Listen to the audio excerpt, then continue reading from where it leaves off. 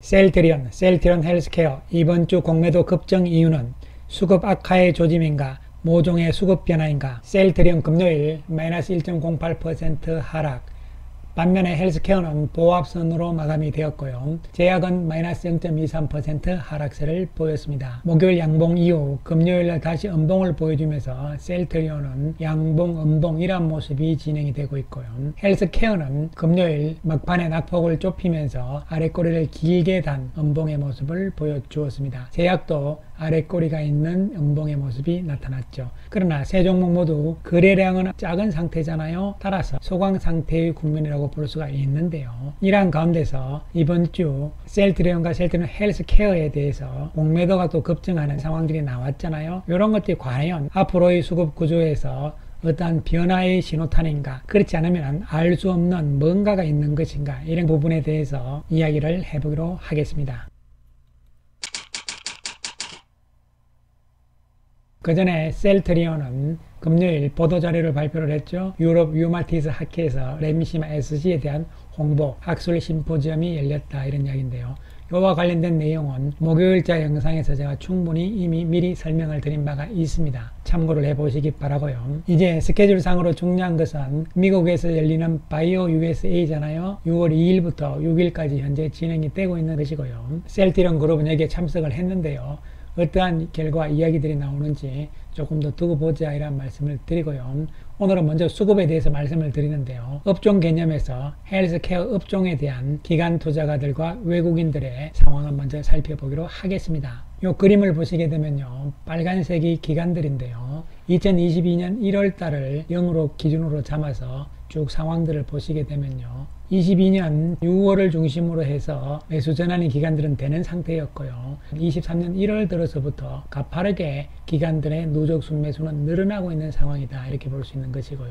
외국인들 역시 4월 들어서부터 서서히 헬스케어 업종에 대한 매수를 진행을 시키고 있는 상황으로 업종 개념에서는 파악을 할 수가 있겠습니다. 자, 그렇다면 구체적으로 종목으로 셀트리온부터 살펴보기로 하겠습니다. 먼저 최근 2년 동안에 셀트리온의 공매도 잔고 추이를 살펴보는데요. 그동안 참 고생을 많이 했는데 최근에는 거의 안 보고 있습니다. 왜냐하면 작년 3월 21일 466만 주대의 공매도 잔고에서 작년 8월 17일 날 229만 주까지 떨어졌잖아요. 다시 올해 들어서 공매도가 줄어드는 상황이었고요. 최근 들어서 5월 30일 날 셀트리온의 공매도 잔고는 최저점을 찍죠. 186만 주대로 찍으면서요. 그 다음날 바로 다시 공매도 잔고가 늘어났습니다. 211만 주대로 늘어나는 모습이 나왔는데요.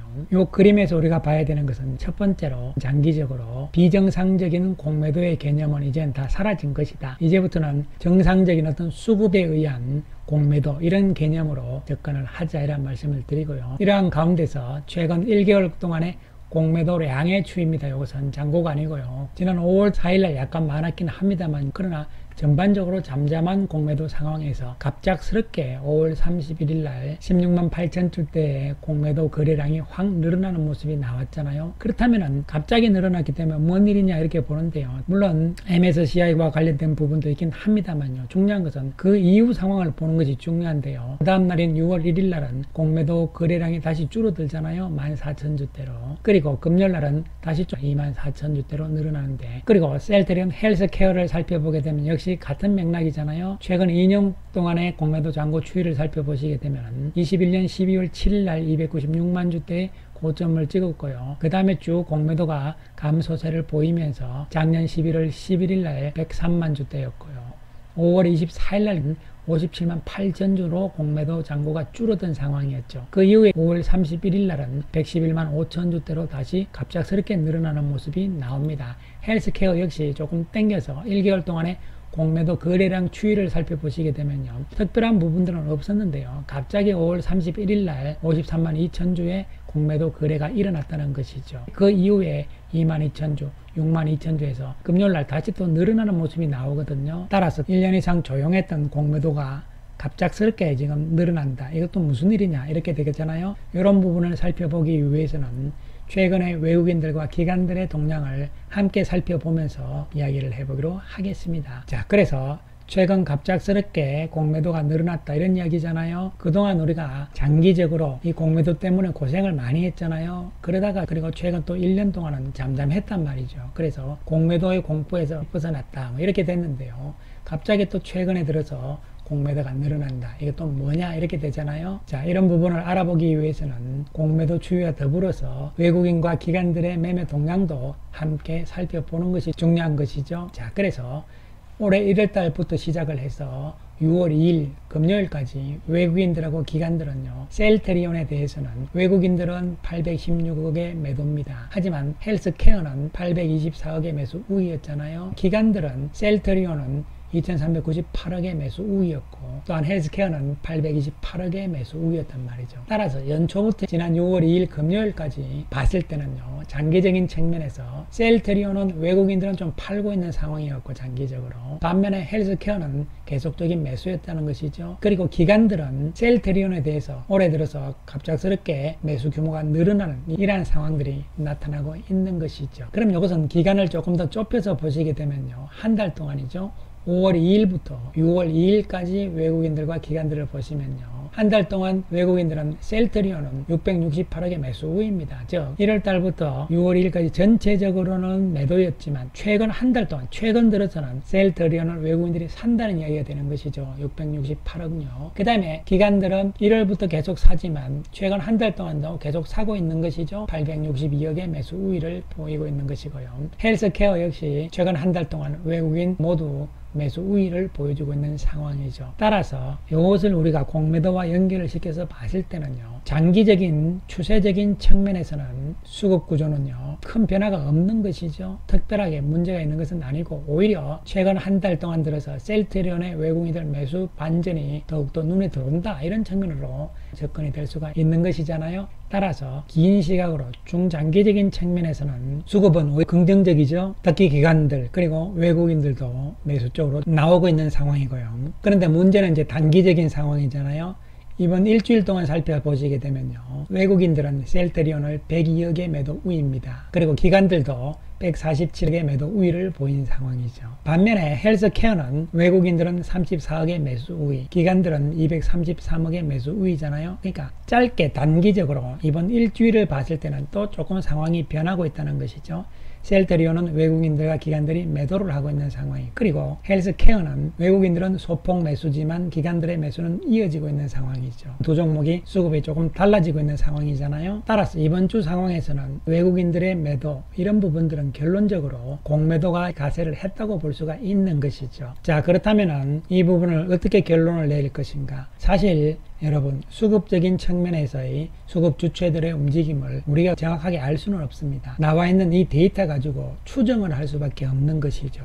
따라서 이 부분에 대해서는 100% 맞다, 이런 개념은 아니라는 말씀을 드리고, 단지 추정을 한다면 첫 번째, 중장기적인 관점에서 외국인이라든가 기관들의 셀트리온과 셀트리온 헬스케어에 대한 수급은 계속적으로 매수 쪽으로 큰 변화는 없다는 측면이 1번이고요. 두 번째로는요, 단기적인 측면에서는 이번 주에 분명한 변화는 보였거든요. 그런데 이러한 부분들이 다음 주에 어떻게 나올 것이며, 또 한편으로 봤을 때는요, 이와 같은 상황들이 단기적인 어떤 악재가 조만간 나올 거에 대비해서 미리 외국인들이 움직인 것인지 뭐 알 수가 없어요. 사실은 그렇지 않다면은 단순하게 수급상으로 단기적인 수급 측면에서 선물과 현물의 개념이잖아요. 차익거래 개념에서의 단기적인 패턴에 불과할 것이다. 이러한 두 가지 측면으로 현재의 단기적인 상황은 예측을 해볼 수가 있는 것이죠. 2년, 3년 전과는 달리 공매도 규모가 이제 정상적인 규모로 내려온 상태잖아요. 이러한 상황에서 일시적으로 공매도의 증가와 또 일시적인 외국인들의 매도, 이런 부분들은요,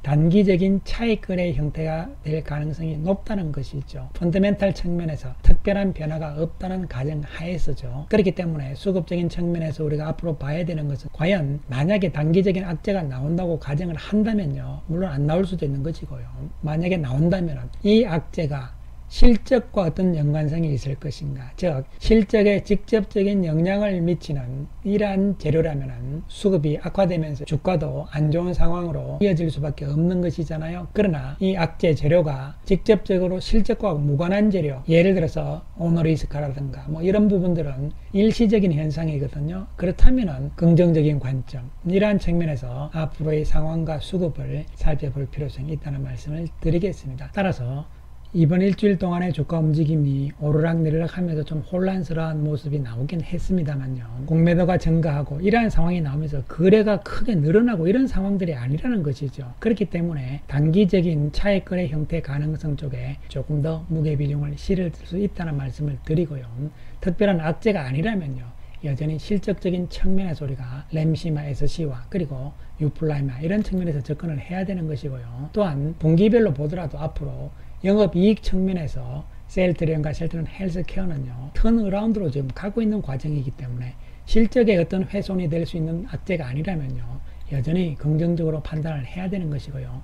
따라서 장기적인 측면에서도 지난 5월까지 양봉이 3개가 나온 상태잖아요. 이것은 바닥 탈출의 의미가 더 강하다, 이런 측면에서 접근이 돼야 되는 것이고요.